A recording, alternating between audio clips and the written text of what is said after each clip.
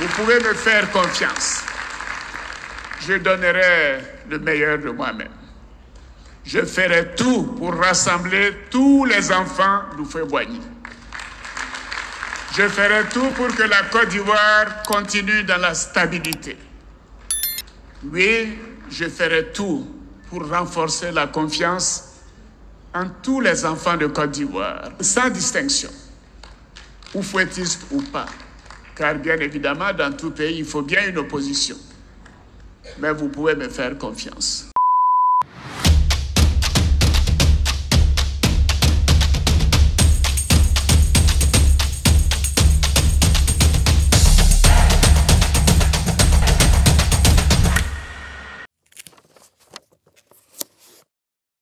Alassane Ouattara est né le 1er janvier 1942 à Dimbokro, en Côte d'Ivoire. Il est le fils de Dramane Ouattara, enseignant et commerçant prospère, et de Adja Nabintou, et est également le descendant de l'empereur Sékou Ouattara, premier souverain de la dynastie des Ouattara de l'Empire Kong. Empire qui s'étendait sur une partie du Mali, du Ghana, du Burkina Faso et de la Côte d'Ivoire actuelle. Inscrit aux États-Unis, à l'Institut de technologie de Drexel, puis à l'Université de Pennsylvanie grâce à l'obtention d'une bourse, il obtient en 1967 un master en économie. L'année suivante, il entre en tant qu'économiste au Fonds monétaire international, mais décide de poursuivre également ses études pour obtenir en 1972 un doctorat d'État en sciences économiques. Un an plus tard, il intègre la Banque centrale des États de l'Afrique de l'Ouest, dont il est vice-gouverneur de 1983 à 1984. Il retourne ensuite au Fonds monétaire international pour y occuper les fonctions de directeur du département Afrique à partir de novembre 1984. Après quoi, il devient en 1988 gouverneur de la BCEAO. En 1994, il retourne au FMI en tant que directeur général adjoint. À partir du 18 avril 1990, en tant que président du comité interministériel de la coordination du programme de stabilisation et de relance économique, il tente de résoudre la crise financière provoquée par la chute des cours de matières premières et par le poids de la dette extérieure. Le 7 novembre de la même année, il est nommé par le président de la République, Félix Houphouët-Boigny, à la fonction de Premier ministre de Côte d'Ivoire, suite à une modification de la Constitution, ce qui fait de lui le premier à occuper la fonction de Premier ministre en Côte d'Ivoire. À la tête du gouvernement ivoirien, il mène une politique de rigueur budgétaire qui est durement ressentie par la population. Mais le programme de stabilisation et de relance économique mis en œuvre finit par assainir les finances publiques et redonne confiance aux bailleurs de fonds. En outre, il crée la carte de séjour pour les travailleurs étrangers. Et pendant cette période, il fait arrêter le chef de l'opposition, Laurent Gbagbo, qui sera condamné à 2 ans de prison le 6 mars 1992, puis libéré en août suivant. Mais pour comprendre cette partie de l'histoire, vous pouvez regarder l'histoire de Laurent Gbagbo. Le lien se trouve en description. Félix Houphouët-Boigny étant malade, les convoitises entre ses différents successeurs potentiels se multiplient. Les ambitions d'Alassane Ouattara, qui assure l'essentiel du pouvoir du fait des hospitalisations à l'étranger du chef de l'État, sont contrecarrées par la modification constitutionnelle de 1990 qui prévoit que le président de l'Assemblée nationale, qui est alors Henri Konan Bédié, assure l'intérim en cas de décès du chef de l'État. Mais là aussi, pour comprendre cette partie de l'histoire, vous pouvez regarder l'histoire d'Henri Konan Bédié. Le lien se trouve également en description. Le 7 décembre 1993, Alassane Ouattara prononce à la radio-télévision ivoirienne une allocution dans laquelle il annonce le décès de Félix Houphouët-Boigny, déclarant que la Côte d'Ivoire est orpheline. Il donne sa démission 2 jours plus tard et le président de la République par intérim, Henri Konan Bédié, nomme alors Daniel Kablon-Duncan chef du gouvernement. Après avoir quitté sa fonction de Premier ministre, Alassane Ouattara entame une traversée du désert en Côte d'Ivoire. En juillet 1994, il devient directeur du Fonds monétaire international. C'est le premier Africain à avoir occupé une fonction de cette importance au sein de l'Institut international. Il a sous sa responsabilité plus de 80 pays et remplace le directeur général lorsqu'il est absent. En décembre 1994, l'Assemblée nationale vote une modification du code électoral qui prévoit que nul ne peut être président de la République s'il n'est ivoirien de naissance, né de père et de mère eux-mêmes ivoiriens de naissance, mais également s'il n'a pas résidé de façon continue durant les 5 années précédant le scrutin ou encore s'il a la nationalité d'un autre État. L'introduction de cette clause d'ivoirité vise à empêcher la candidature d'Alassane Ouattara, dont les opposants affirment que le père est d'origine burkinabé et qui est par ailleurs domicilié à Washington en tant que directeur général adjoint du FMI. Des haines ethniques et des violences policières éclatent alors en Côte d'Ivoire. Le président Bédié, refusant de faire modifier le code électoral, Alassane Ouattara renonce à se présenter et le Front républicain, l'alliance entre le Front populaire ivoirien de Laurent Gbagbo et le Rassemblement des républicains de Côte d'Ivoire qui soutient Alassane Ouattara, décide de boycotter l'élection. Finalement, Henri Konan Bédié remporte largement les élections présidentielles de 1995 face à un seul candidat. Alassane Ouattara quitte alors ses fonctions de directeur général adjoint du Fonds monétaire international le 31 juillet 1999 afin d'effectuer son retour sur la scène politique ivoirienne. Le lendemain, il est désigné président du Rassemblement des Républicains, parti centriste et libéral fondé par le député Jenny Kobina 5 ans auparavant. Il annonce son intention de se présenter à l'élection présidentielle de 2000 et estime bénéficier d'une parfaite éligibilité en remplissant les conditions requises en matière de nationalité, de filiation et de résidence. Mais le parti en place lance contre lui un mandat d'arrêt pour faux sur l'identité et usage de faux documents administratifs, ce qui le pousse à s'exiler en France entre septembre et décembre 1999. En décembre 1999, une mutinerie éclate à Abidjan. Le général Robert Guéhi prend la tête du mouvement qui se transforme en un coup d'État contre le président Henri Konan Bédié. Le 29 décembre de la même année, alors que les prisonniers politiques sont libérés, Alassane Ouattara rentre de son exil. Une commission est alors formée par les militaires avec les représentants de tous les partis pour rédiger une nouvelle constitution. Mais les propositions de cette commission en matière de conditions de nationalité pour se présenter à la présidence de la République ne constituent pas un assouplissement par rapport à celle de la Première République. Seuls peuvent se présenter des Ivoiriens nés de père et de mère, eux-mêmes Ivoiriens d'origine. Alassane Ouattara voit alors, tout comme 13 autres personnalités politiques, sa candidature à l'élection présidentielle être écartée par la Cour suprême, qui estime qu'il est de nationalité douteuse au vu de la nouvelle constitution votée par référendum en juillet 2000. Cette situation provoque des troubles qui font plusieurs victimes dans le pays, à l'instar du charnier de Yopougon, dans lequel sont entassés 57 cadavres de partisans supposés de Ouattara. Cette découverte intervient peu après une élection contestée qui a porté Laurent Gbagbo à la tête du pays. L'enquête commence. Au lendemain de la découverte d'un charnier de 55 corps dans la périphérie d'Abidjan, 3 ministres du gouvernement nommés hier soir par le nouveau président ivoirien Laurent Gbagbo se sont rendus sur place ce matin. Les ministres de la Justice, de l'Intérieur, de la Défense, tous membres du Front populaire ivoirien, le parti du président, apparemment sous le choc. Je n'avais jamais pensé que la barbarie humaine pouvait atteindre ce degré. C'est vraiment l'indignation que j'exprime au nom de la République. Quelques semaines plus tard, la candidature d'Alassane Ouattara, qui souhaite se présenter aux élections législatives de Kong, une ville du nord-est de la Côte d'Ivoire, est encore rejetée par la Cour suprême, alors qu'elle avait été jugée recevable par la Commission électorale indépendante. Le RDR organise alors une manifestation qui est réprimée, puis elle décide de boycotter ces élections législatives. À la fin de l'année 2000, Alassane Ouattara se réfugie à nouveau en France. Lors des élections municipales de 2001, le RDR remporte 64 communes, contre 59 pour le PDCI et 33 pour le FPI du président Laurent Gbagbo. Alassane Ouattara revient en Côte d'Ivoire le 30 novembre 2001 pour participer au Forum de la Réconciliation nationale organisé par le président Laurent Gbagbo sous la pression de la communauté internationale.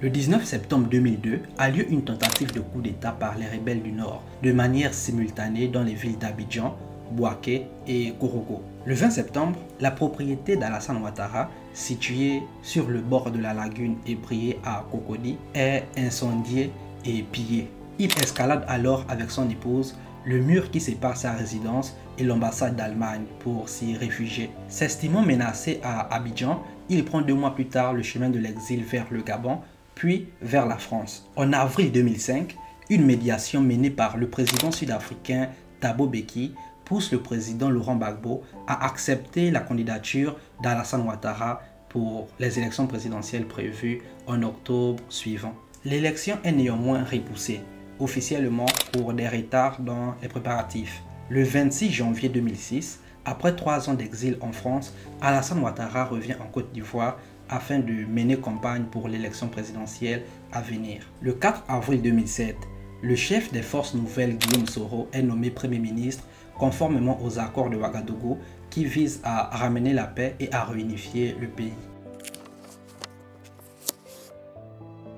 Après avoir été repoussée à 6 reprises par le président Laurent Gbagbo, l'élection présidentielle va finalement avoir lieu fin 2010. Au premier tour, Alassane Ouattara obtient 32,1% des voix, arrivant derrière le président sortant Laurent Gbagbo qui obtient 38% des suffrages. Entre les 2 tours, Alassane Ouattara obtient le soutien d'Henri Konan Bédié, arrivé 3e avec 25% des suffrages. Alassane Ouattara est investi 3 jours plus tard candidat du Rassemblement des Oufouettistes pour la démocratie et la paix, alliance des 4 principaux partis d'opposition.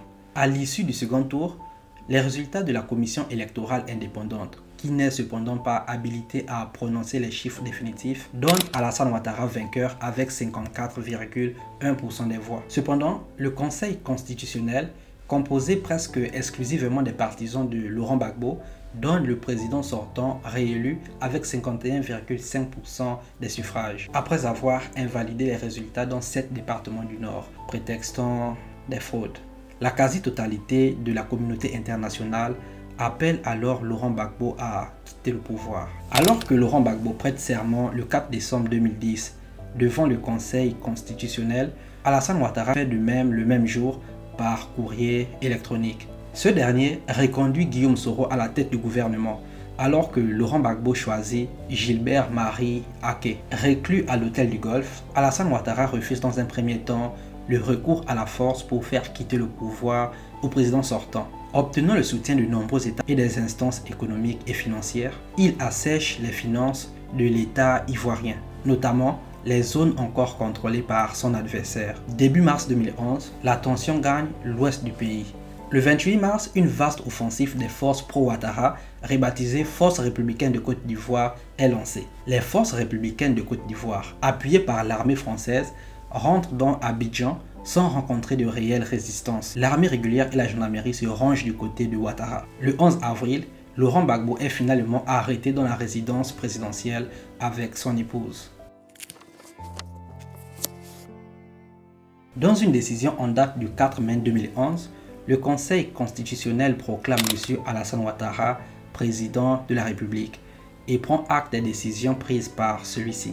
2 jours plus tard, le 6 mai, il prête serment au palais d'Abidjan, en présence notamment des membres du gouvernement, des diplomates, des chefs militaires et des chefs de partis politiques. Devant le peuple souverain de Côte d'Ivoire et sur l'honneur de respecter et de défendre fidèlement la Constitution, de protéger les droits et libertés des citoyens, de remplir consciencieusement les devoirs de ma charge dans l'intérêt supérieur de la nation. Que le peuple me retire sa confiance et que je subisse la rigueur des lois si je trahis mon serment. Sa cérémonie d'investiture se déroule en présence des chefs d'État étrangers le 21 mai à Yamoussoukro. À son arrivée à la présidence, Alassane Ouattara affiche sa volonté de rétablir la sécurité et réconcilier les Ivoiriens divisés par plusieurs mois d'une crise qui a fait plus de 3000 morts. Le jour même de l'arrestation de Laurent Gbagbo, il prononce une allocution dans laquelle il annonce sa volonté de créer une commission vérité et réconciliation qui fera la lumière sur tous les massacres, crimes et autres violations des droits de l'homme et appelle à s'abstenir de tout acte de représailles et de violence. Les infrastructures telles que les routes et les bâtiments publics n'étaient plus entretenues depuis la fin des années 90 et apparaissent au début du mandat de Alassane Ouattara, souvent très dégradés et insalubres. En 2010, 80% du réseau routier a plus de 15 ans et se trouve en très mauvais état. L'une de ses promesses électorales étant de faire de la Côte d'Ivoire un pays émergent, il met en œuvre dès la fin de l'année 2011 un programme de développement et de renforcement des infrastructures routières. Ce programme a permis un investissement de 52 milliards de francs CFA en 2012 pour la réfection d'un tiers du réseau routier ivoirien et la construction de nouveaux ponts. Le 19 avril 2012, les universités publiques ivoiriennes sont fermées sur ordre du gouvernement en raison de leur état de délabrement très avancé et de leur insalubrité. Le ministre de l'Enseignement supérieur, Cissé Bakongo, avec le gouvernement ivoirien, investit 110 milliards de francs CFA pour rétablir les universités. Le 25 octobre 2015, il est réélu au premier tour avec 83% des suffrages exprimés. Il est investi pour un second mandat le 3 novembre suivant. En 2017, des tensions ressurgissent au sein des forces qui avaient aidé Ouattara à prendre le pouvoir. Pendant des mois, des ex-rebelles du Nord réclament le prix de leur engagement militaire à ses côtés. À la suite de plusieurs mutineries entre janvier et mai, plus de 8000 d'entre eux, intégrés dans la force républicaine de Côte d'Ivoire, ont finalement touché une prime de 18 000 €. Toutefois, d'anciennes troupes alliées n'ont pas reçu des récompenses et continuent de se mutiner.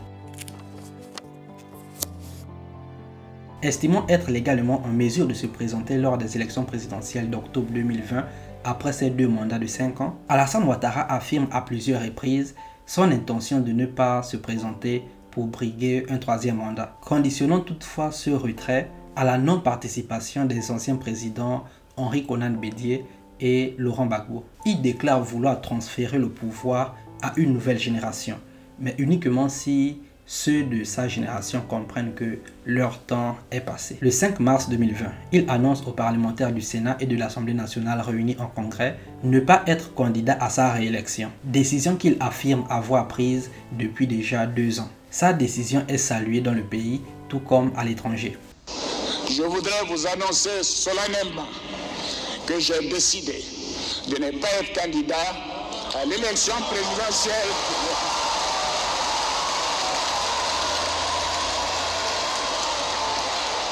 et de transférer le pouvoir à une jeune génération. 8 jours plus tard, en vue de la présidentielle, il désigne Amadou Gon Coulibaly comme candidat du RHDP. Celui-ci tente alors de convaincre Alassane Ouattara de permettre le retour au pays de Laurent Gbagbo avant la présidentielle, après son acquittement par la Cour pénale internationale.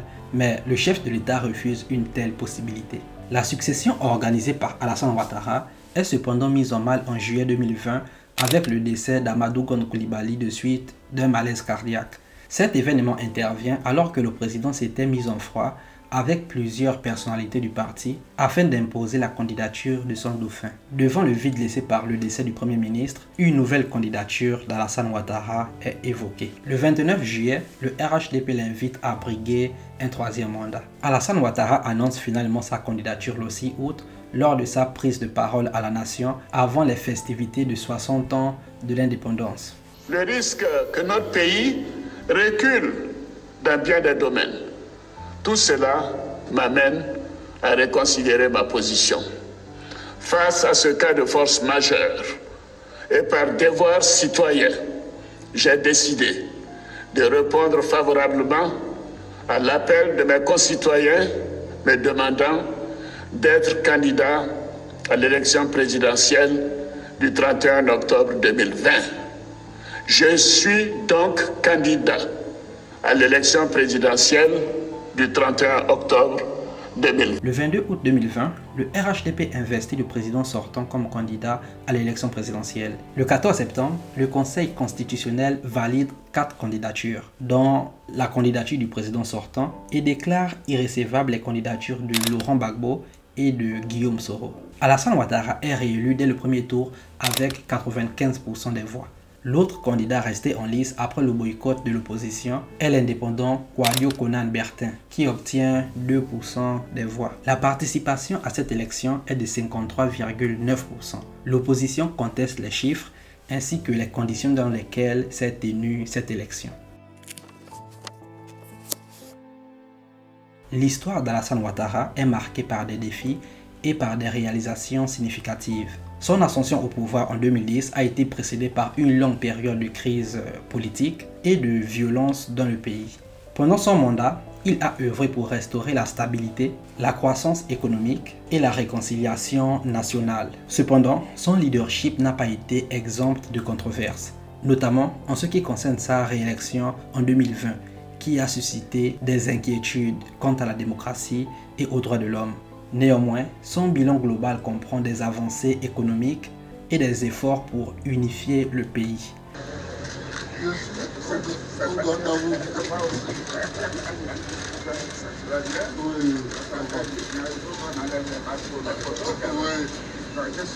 Merci d'avoir regardé cette vidéo.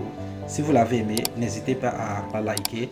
Et pour soutenir la chaîne, vous pouvez le faire simplement en vous abonnant. Merci beaucoup et à la prochaine. Merci